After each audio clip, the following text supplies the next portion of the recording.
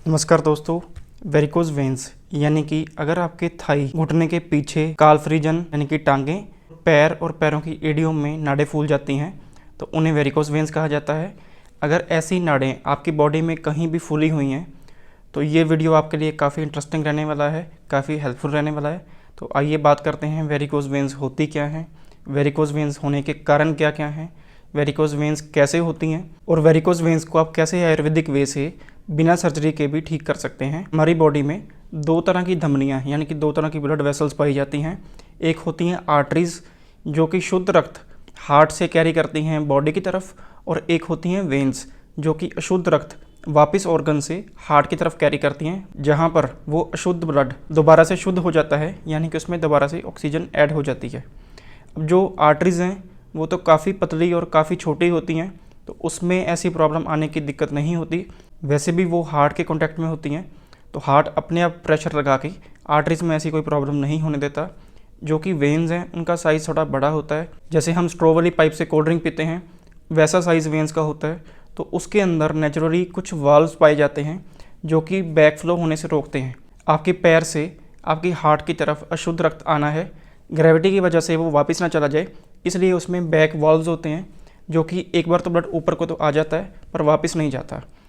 पर जिनके प्रोफेशन में ज़्यादा खड़े होने का काम है, ज़्यादातर ये प्रॉब्लम एडवोकेट्स में, टीचर्स में, ट्रैफिक पुलिसमैन में ज़्यादातर ये प्रॉब्लम वेरिकोज वेन्स की पाई जाती है। ज़्यादा खड़े रहने की वजह से जो वेन्स के वॉल्स हैं वो नेचुरली वीक हो जाते हैं विद टाइम, और जैसे जैसे एज बढ़ती है या न्यूट्रिशन कम मिलता है या मसल्स उतने स्ट्रॉन्ग नहीं होते तो ये दिक्कत काफ़ी बढ़ के वेरिकोज वेन्स में आ जाती है और आपकी बॉडी की नाड़ें फूलने लगती हैं। स्टार्टिंग में ये प्रॉब्लम स्पाइडर वेन्स की तरह शुरू होती है। छोटी छोटी वेन्स आपकी बॉडी में दिखती हैं, किसी एरिया में दिखती है, उसके बाद किसी एरिया में नहीं दिखती, फिर कुछ एरिया में दिखती है, उसे स्पाइडर वेन्स बोलते हैं।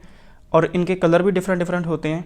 स्टार्टिंग में रेड होती हैं, अगर स्टार्टिंग में फ्रेश ब्लड वहाँ पर जमा हुआ है तो रेड होती हैं, पर विद टाइम जैसे वहाँ पर ब्लड पड़ा रहता है और ब्लड और अशुद्ध होता जाता है, यही रेड वेन्स ब्लू वेन्स में भी कन्वर्ट होनी शुरू हो जाती हैं। आमतौर पर देखा जाता है कि वेरिकोज वेन्स का लीवर के साथ भी डायरेक्ट लिंक है। अगर वेरिकोज वेन्स आपको विजिबल हैं तो आपके लीवर की भी जांच हो जानी चाहिए, या आपको अपने डॉक्टर से लीवर के बारे में भी ज़रूर डिस्कस करना चाहिए। वेरिकोज वेन्स हो गई हैं तो इससे आपको क्या क्या प्रॉब्लम्स आ सकती हैं।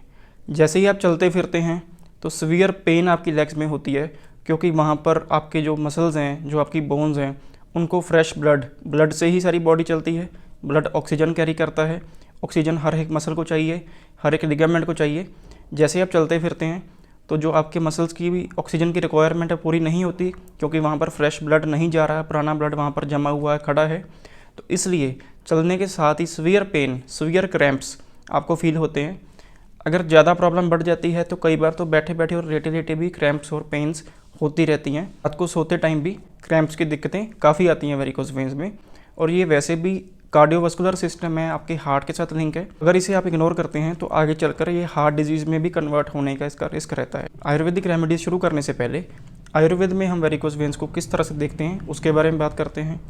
जहाँ पर भी आपकी सर्कुलेशन का कोई भी इशू है तो वहाँ पर मान के चलिए कि सबसे बड़ी रिस्पॉन्सिबिलिटी वात की है, यानी कि वात दोष आपकी बॉडी के अंदर गड़बड़ हो गया है, वात दोष की प्रॉब्लम आपकी बॉडी में हो गई है। तो सबसे पहले हम वात को ही कंट्रोल करेंगे।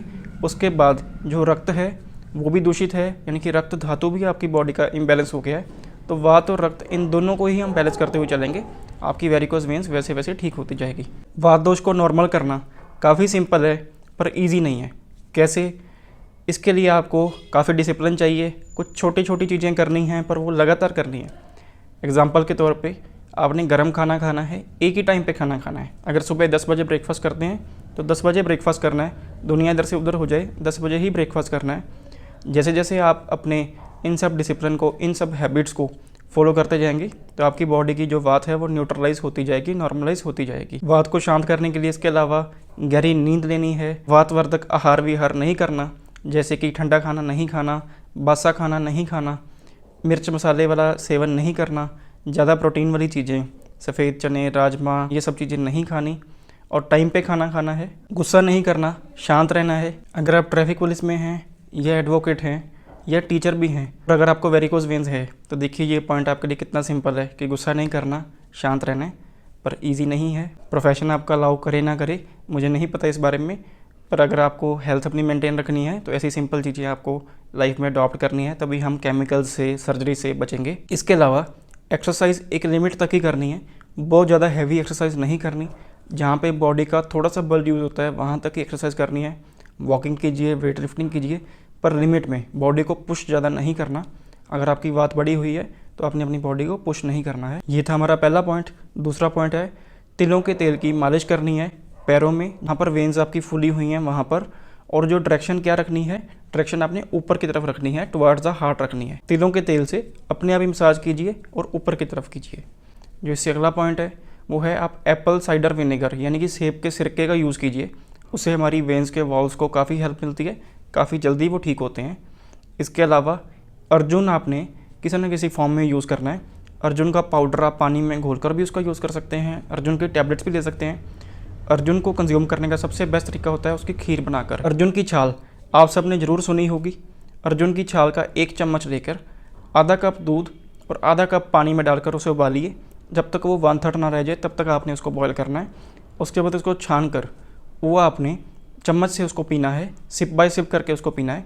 उससे आपकी जो आर्टरीज़ हैं, वेन्स हैं, जो हार्ट है, सारा कार्डियोवास्कुलर सिस्टम काफ़ी मजबूत हो जाता है और वेरिकोज वेन्स में आपको काफ़ी ज़्यादा हेल्प मिलती है। वेरिकोज वेन्स में इस बात का खास करके ध्यान रखना होता है कि आपका बीपी कंट्रोल में रहे। बीपी को कंट्रोल में रखिए, जैसे मर्जी रखिए, अनुलोम विलोम कीजिए, कोई मेडिसिन लीजिए, किसी भी तरह से आपका बीपी कंट्रोल रहना चाहिए, क्योंकि वेन्स हमारी पहले ही वीक हैं। ऊपर से अगर बीपी शूट करता जाएगा तो जो फुलावट है नाड़ों की वो और बढ़ती जाएगी, वेन्स और आपकी डायलेट होती जाएंगी। इसके अलावा स्टॉकिंग्स आती हैं वेरिकोज के लिए स्पेशल, वो वियर करके रखिए। गर्मी के मौसम में कम उसका हमें चांस मिलता है, कम स्कोप मिलता है, गर्मी पहले से ज़्यादा होती है। सर्दी के मौसम में या नॉर्मल मौसम में आप वेरिकोज स्टॉकिंग्स को वियर कर सकते हैं, उससे आपको काफ़ी ज़्यादा रिलीफ देखने को मिलता है। रात को सोते हुए पैरों के नीचे कोई पिल्लो या टेपर वाली कोई भी आइटम रखें, जिससे आपका जो फ्लो है वो पैरों से हार्ट की तरफ को आए। ये भी एक वेरिकोज को ठीक करने का काफ़ी अच्छा तरीका है। यहाँ तक हमने बात की कुछ घरेलू उपचारों की। अगर प्रॉब्लम ज़्यादा सीवियर है तो हम कई विशेष तरह का पंचकर्मा भी वेरिकोज वेन्स में करते हैं, और रक्त मोक्षण यानी कि लीच थेरेपी भी वेरिकोज वेन्स में करते हैं। लीच थेरेपी पे एक अलग से वीडियो है, उसका लिंक आपको डिस्क्रिप्शन में मिल जाएगा, वो भी आप देख सकते हैं, और लीच थेरेपी को भी आप कंसीडर कर सकते हैं। इस सब के अलावा आप पर्सनलाइज कंसल्टेशन के लिए दिए गए नंबर पर या दिए गई मेल पर कॉन्टैक्ट कर सकते हैं। धन्यवाद।